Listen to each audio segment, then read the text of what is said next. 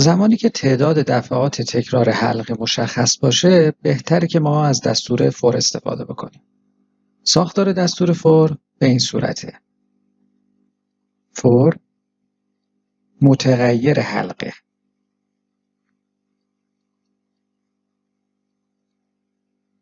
مساوی با مقدار اولیه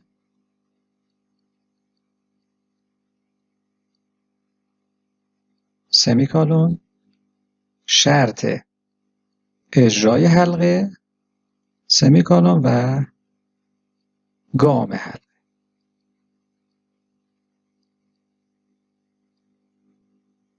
این قسمت هم دستورات قرار گرفته.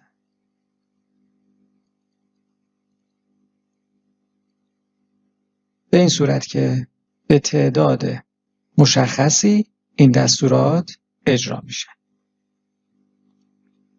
برنامه‌ای که قبلا نوشتیم برای LED چشمک زن این بار میخوایم با فور بنویسیم. یه فایل جدید باز میکنیم. اول وضعیت پایه شماره 2 این قسمت مشخص میکنیم با دستور پین مود. پایه 2 به صورت خروجی تعریف شد چون میخوایم LED ها روشن و خاموش کنیم. اولین قسمت یعنی تو خط هشتم مقدار 0 رو روی پایه 2 قرار میدیم تا LED خاموش بشه. این قسمت حلقه فور را اضافه میکنیم. فور پرانتز باز و بسته و آکولات. توی این پرانتز من باید ابتدا متغیر حلقه رو مقدار دی اولیه کنم. فرض کنید هم متغیر آی باشه و مقدار اولیه‌اش هم 0 قرار بدم. بعد شرط اجرای حلقه است که آی کوچکتر از 5 باشه و بعد گام های حلقه، یعنی این آی در هر بار اجرای حلقه چه مقدار افزایش پیدا کنه. میخوایم یه واحد این آی افزایش پیدا بکنه. لازمه که این متغیر آی هم این قسمت تعریف بکنیم.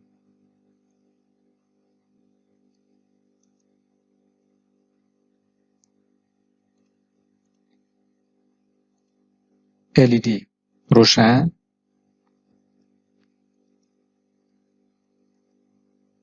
یه تأخیر، LED خاموش،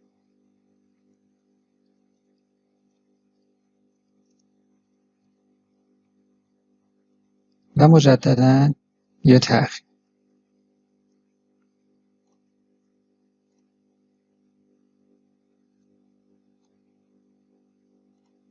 مطمئن میشم کد اگزمم تولید شده. مدار این برنامه همون مدار قبلی است.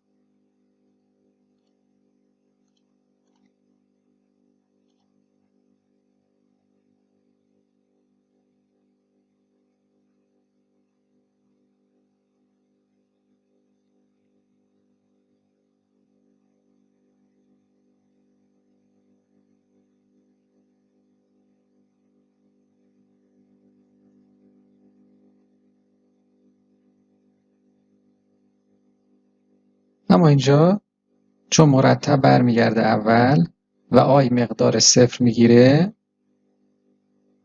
دوباره این حلقه اجرا میشه. پس LED مرتب چشمک میزنه. اگه بخوایم که بعد از این تکرار LED این قسمت چشمک نزنه لازمه که این قسمت حلقه وایلا به این شکل اضافه بکنیم تا برنامه روی خط 17 متوقف بشه. مطمئن بشیم که کد اگزمون هم تولید شد.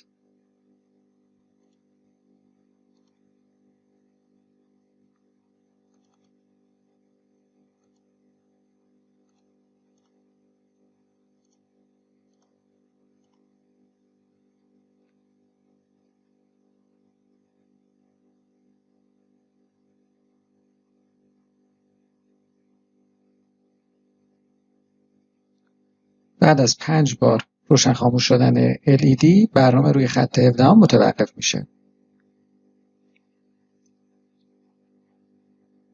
مثل حالت قبلی اینجا تعریف متغیر آی هست.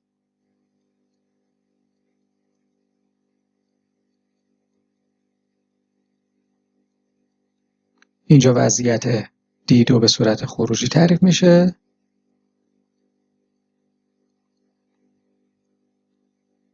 لوپ از شماره 7 تا 18 مرتباً اجرا میشه. اینجا LED خاموش میشه. حلقه فور به تعداد 5 بار تکرار میشه، چون شرط حلقه اینجا کوچکتر بودن آی از 5. مقدار اولیه آی صفره، از آی مساوی با 0 مقدار اولیه است. آی کوچکتر از 5 شرط حلقه. این دستور این قسمت آی پلاس پلاس هم یه واحد به آی اضافه میکنه. گام های حلقه یه دونه است. و LED اینجا روشن میشه. تأخیر 300 میلی ثانیه. LED خاموش میشه. 300 میلی ثانیه تأخیر و این حلقه مرتب اجرا میشه تا زمانی که آی کوچکتر از 5 باشه. وقتی آی کوچکتر از 5 نبود، برنامه از این حلقه خارج میشه. روی خط 17 برنامه متوقف میشه.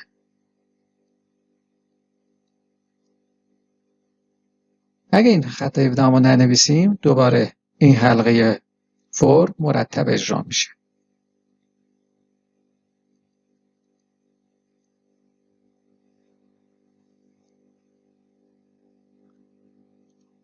حالا اجازه بدید که من گام های حلقه رو بیشتر کنم، یعنی آی مقدار 2 واحد افزایش پیدا بکنه در هر بار اجرا.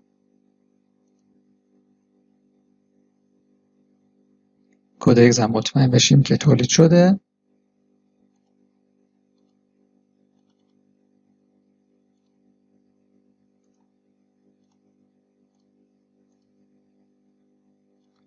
الان ببینیم LED چند بار روشن خاموش میشه. 1 بار، 2 بار، 3 بار.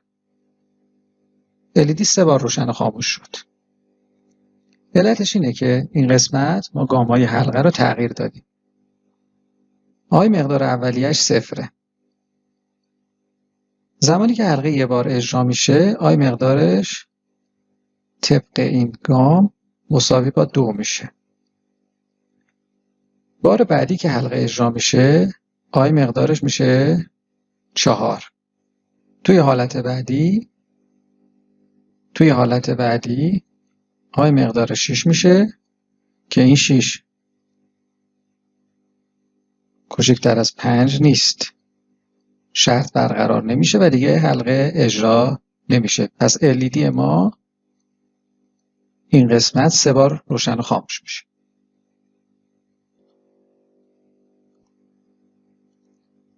اما یک کاربرد مهم از این دستور فور برای مثالایی که قبلا حل کردیم. این مثال ما قبلا حل کردیم، یه اسم دیگه ذخیره کنیم. این بار رو از حلقه فور میخوایم توی اون استفاده بکنیم. یه اسم دیگه ذخیرهش کنم.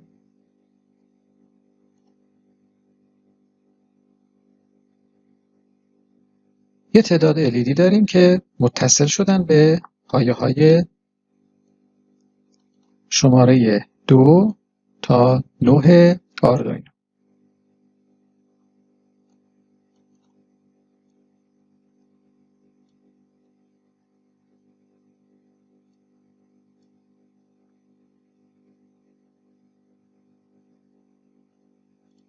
توی قسمت void setup میتونیم از دستور for استفاده بکنیم. به این صورت که این قسمت یه متغیر تعریف میکنیم.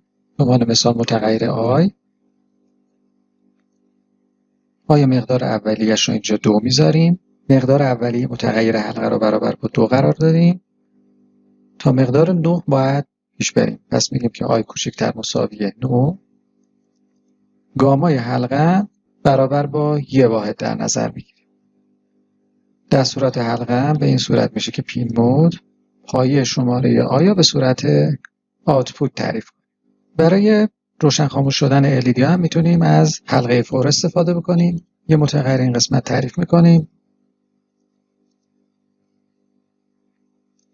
مثلا متغیر J و توی این قسمت ازش استفاده میکنیم. فور J مقدار اولیه‌اش رو برابر با 2 میذاریم تا زمانی که J کوچکتر مساوی با 9 هست. و گامه حلقه که این قسمت هم برابر با 1 میذاریم.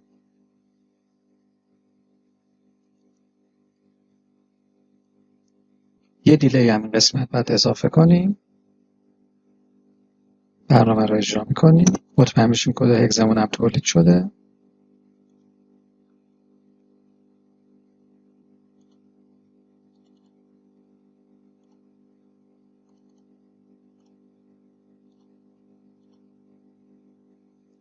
LED ها روشن میشن، اما حالت چشمک زن ندارن.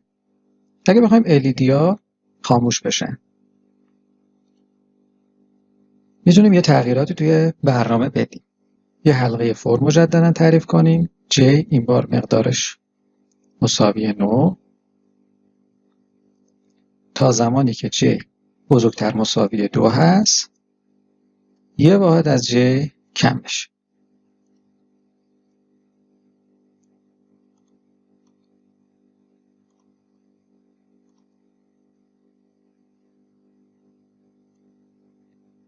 اینجا ما LED ها رو شروع میکنیم به خاموش کردن. برنامه رو اجرا میکنیم. مطمئن میشیم که کد اگزمون هم تولید شده.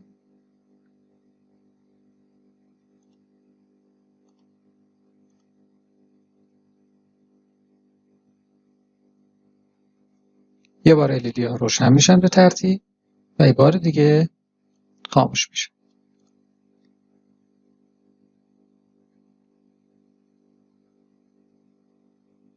این قسمت میتونیم گام ها رو هم تغییر بدیم، ببینیم چه اتفاقی میفته. یه مقدار این زمان هم بیشتر بکنیم که روشن شدن و خاموش شدن LED ها مشخص بشه.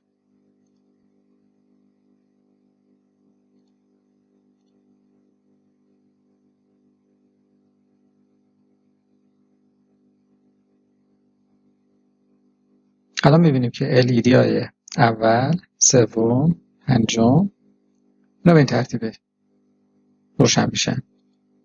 علتش هم اینه که این گام ها رو ما برابر با 2 قرار دادیم.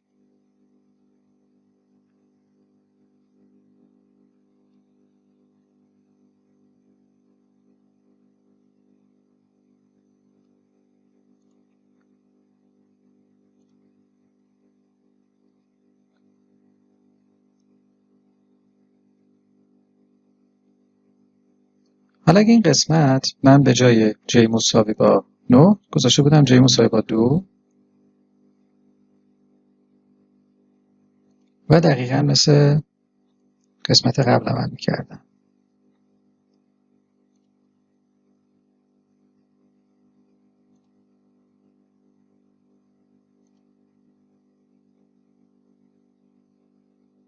توی این حلقه LED ها به ترتیب روشن میشن، توی این حلقه LED ها خاموش.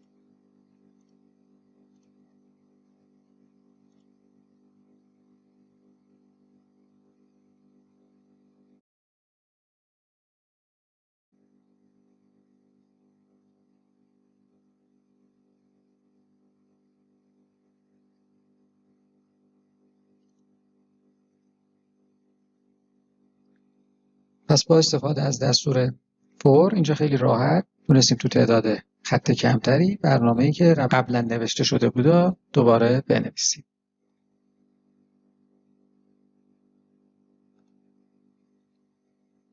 اینجا یه متغیر J تعریف کردیم برای اینکه می‌خواستیم توی این 2 تا حلقه ازش استفاده کنیم.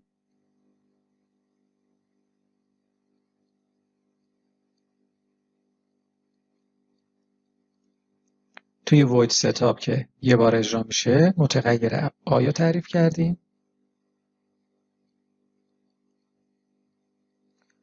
داخل یه دونه حلقه فور شروع از 2 تا شرط کوچکتر مساوی 9 پایه آیوم و مقدارش رو به صورت خروجی تعریف کردیم. پس پایه آیوم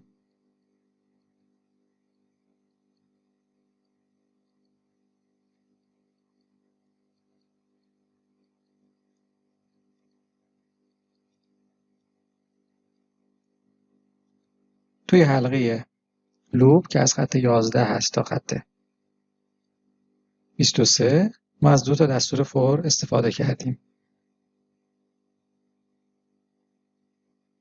فور اولی روشن شدن LED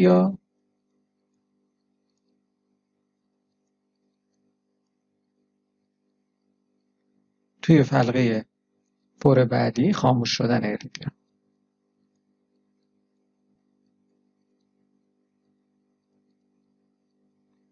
گامای حلقه هم که همه جا برابر با 1 واحد.